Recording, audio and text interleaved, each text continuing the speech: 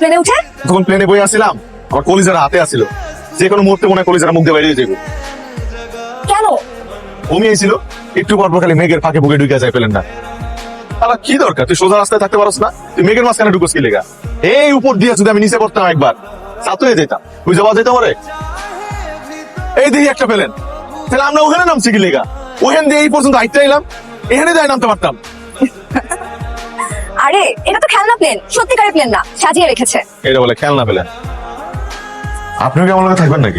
আরে না না, আমি পাশের রুমে আছি, কোনো কিছু দরকার হলে আমাকে নক দিলেই হবে। এই ভিতরে ভিতরে ল্যাট্রিন আছে। এই উষাটা দিয়ে আমার হইব না, আমার নিচাটা লাগবো। I am extremely very sorry sir, এই বিষয়ে আমি আপনাকে কোনো সহযোগিতা করতে পারছি না, কারণ এখানে বেশিরভাগ জায়গাতে হাই কমোড হয়। তাহলে কি যতদিন বিদেশে আছি আমি আটকায় রাখতে হইব? সেটা আপনার ব্যাপার, এই বিষয়ে আমি আপনাকে কোনো হেল্প করতে পারবো না। কাগজ মাগজ দিয়ে আমার হইব না, আমি কই দিলাম। কাগজ? ও টিস্যু পেপার, বিদেশিরা তো এটাই ব্যবহার করে। আচ্ছা, আপনার জন্য আমি কি করতে পারি বলেন? আপনিই দেন, ওই বদনা দেন। বিদেশের মাটিতে আমি বদনা কই পাবো আপনার জন্য? এখানে বদনা পাওয়া যায় না? হায় হায়, তাহলে কি মাইনছে এখানে করে না?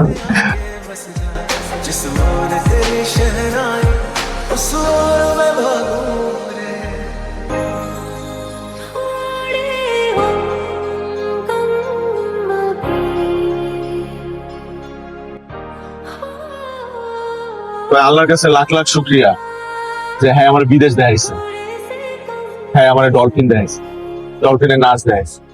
মায়াগুলারে দেখছেন কি পেলে হাস, সমুদ্রের মধ্যে ছোট ছোট জামা কাপড় পরে নামছে, আবার জলকেলি করে। জলকেলি, লজ্জা শরম পেতে কিছু নাই। আর পোলাগুলা পিছন দিয়ে ড্যাব ড্যাব করে তাকায় আছে।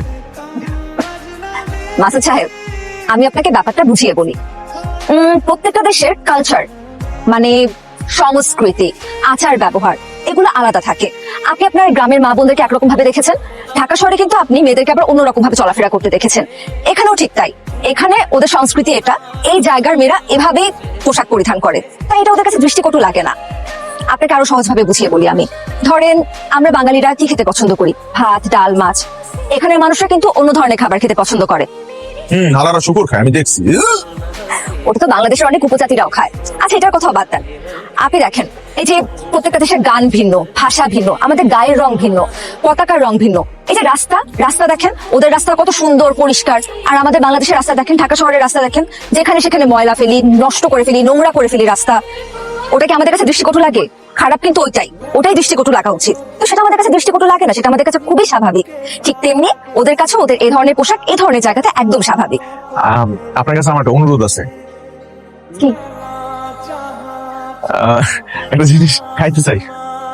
আমার পর দিয়ে দেখতেছি জেনে সেনে লোকজন এটা পান করে বোতলে করে। কি ঠান্ডা পানি? না ঠান্ডাও না গরমও না, ওই জুস? জুস না, ক্যাপাচিনো, কফি, কোক। আর বেশি কঠিন কঠিন নাম কইতেছেন। ওই যে একটু ডুব দিলে একটু একটু একটু মাথাটা মনে হয়, আমি জীবনে খাই নাই, একটু প্রথমবার খাইতে চাই, এই দেশে আইছি। একটু পাগলা পানি, পাগলা পানি। অ্যালকোহল? You mean alcohol? না, নেশা পানি, মদ। How dare you? আপনি আসলে মদ খেতে যাচ্ছেন? আপনার লাগে না তো। আপনার আসলে সাধ্য বেড়ে গেছে। না না, আপনার লাগে খাবো না। আমার সাহস কিভাবে লোক অনধিকার আবদার আমার কাছে করার? আমি পারবো না। আরে আমার তো টাকা নাই, আপনি আমার টাকা না দিলে আপনি আমার কাছে যাবেন। কিনা দেন আপনি আমার। আপনি খাবেন এগুলো খাওয়া যাবে না। আপনি অন্য যা কিছু খাইতে চান আমি কিনে দিচ্ছি আপনাকে, কিন্তু এসব খাওয়া যাবে না। এক ডুব দেন না। একদমই না, কোনো মতেই না, আমি এটা অ্যালাউই করতে পারবো না। আপনি শুনলে শুনেন, মানলে মানে, না মানলে নাই, কিন্তু আমি এটা কিনে দিব না। না না। আরে আপনি রাগ করে চলে যাচ্ছেন কেন?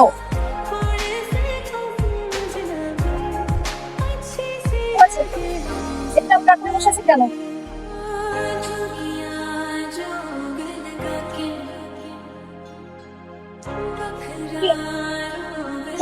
নাকি?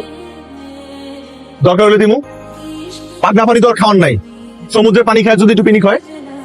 ঢাকা থেকে আপনাকে কথা দিয়ে আসছিলাম দেখে যে আপনার প্রত্যেকটা আবদার আমি রাখবো। দেখি জুস, এটা দেখে আপনার জুস মনে হয়? এই যে ফলের ছবি দেওয়া আঙ্গুর, এগুলো ফল দিয়ে বানায়, ফল পচাই বানায়। ধরেন। তাহলে তো এটা শরীরের লেগে খুব ভালো। আপনারটা কই, আপনি খাবেন না? এটা মোটো শরীরের জন্য ভালো না, আর আপনিও আমার কাছে করার চাবেন না। আজকেই প্রথম, আজকেই শেষ। বুঝলে দেন। হচ্ছে আবার ফোন করছে।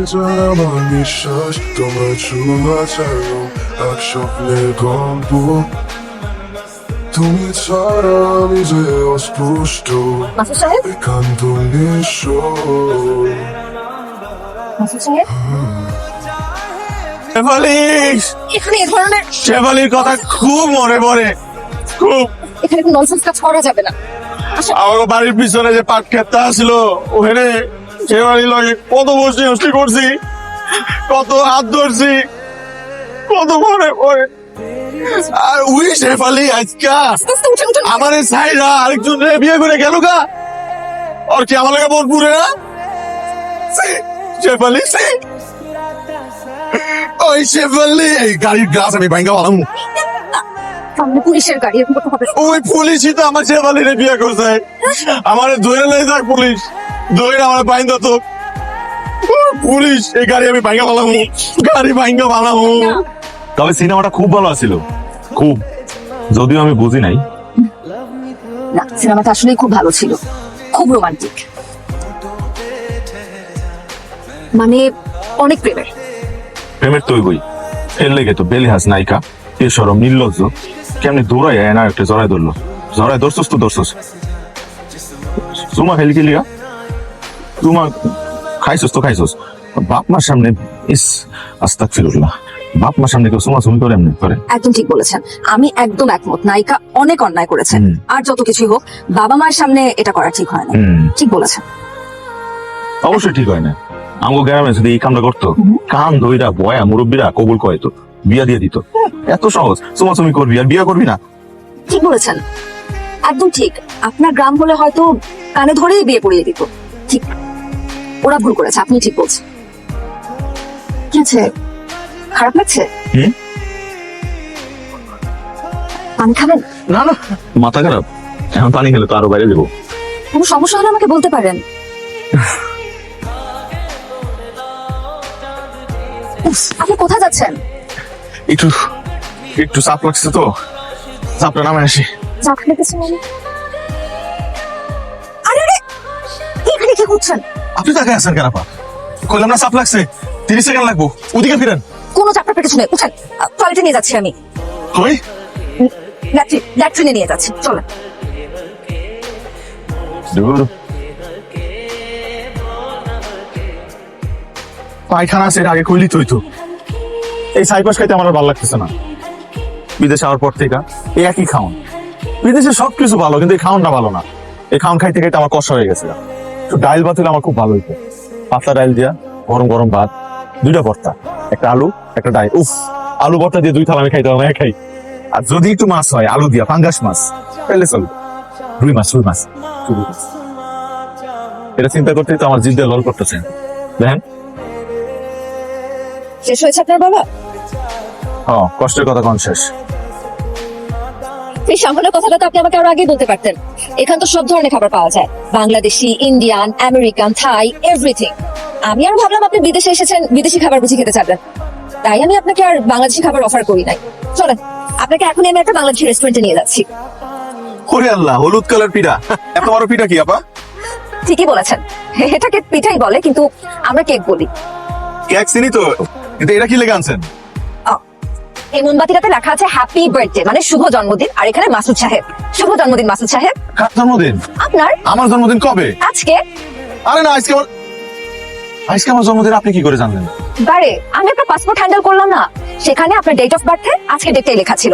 কি সৌভাগ্য আমার, আজকের এই দিনে এত সুন্দর একটা জায়গাতে বসে আমি আপনার বার্থডে সেলিব্রেট করতে পারছি। আরে আমার বোকা শোকা আপারে, এত বোকা হইলে তো দুনিয়া চলাই যাইবো না। আজকে আমার জন্মদিন, আমি নিজেই জানি না, আর আপনি কোন আজকে আমার জন্মদিন? আরে পাসপোর্ট বানানোর সময় যে কাগজপত্র গুলা লাগে, এই কাগজপত্র জোগাড় করছি যখন, তখন একজন অফিসার আমার জিজ্ঞাসে আপনার জন্মদিন কবে। আমি কইছি মনে নাই। আপনি দেন একটা, হ্যাঁ দিছে এর মতো একটা, আর এইটা হই না আপনি হইতেছে মনে করছেন আজকে আমার। ওহ, তাহলে তো অনেক বড় একটা ভুল হয়ে গেল। আমি তো আরো খুশি হচ্ছিলাম এই ভেবে যে আজকে আপনার জন্মদিন। সমস্যা নাই তো আপা, আমি তো জীবনও জন্মদিন পালন করি নাই। আমার প্রথম জন্মদিন পালন করবো সমুদ্রের পারে। ভালোই বাবা দেন গাড়ি। ঠিক আছে চলেন তাহলে প্রথমবারের মতন আজকে আমরা আপনার শুভ জন্মদিন পালন করব ধরেন।